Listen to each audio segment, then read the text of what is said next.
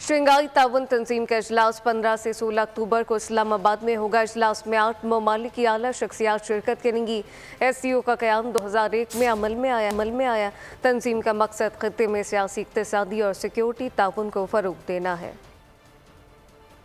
Shanghai ताउन तंजीम सियासी, इक़्तिसादी और माशी ताउन तंजीम है। शंघाई में 2001 में चीन, काज़ाकिस्तान, किर्गिज़स्तान, रूस, ताजिकिस्तान और उज़्बेकिस्तान के रहनुमाओं ने कायम किया। 10 जुलाई 2015 को इसमें भारत और पाकिस्तान को भी शामिल किया गया। पाकिस्तान 2005 से शंघाई ताउन तंजीम का मुबस्सिर मुल्क था। 2010 में पाकिस्तान ने शंघाई ताउन तंजीम की रुकनियत के लिए दरख्वास्त दी। 2015 में बाकायदा रुकन बन गया। पाकिस्तान की शमूलियत से शंघाई ताउन तंजीम के रुकन ममालिक की तादाद 8 हो गई है। 9 जून 2017 को पाकिस्तान और भारत को तंजीम की मुकम्मल रुकनियत दी गई। SCO का इजलास हर साल मुनक्किद होता है। SCO के 8 रुकन ममालिक हैं चीन, रूस, Pakistan, Bharat, Kazakhstan, Kyrgyzstan, Tajikistan, Uzbekistan और 2023 में ईरान भी SCO का मुस्तकिल रुकन बन गया है।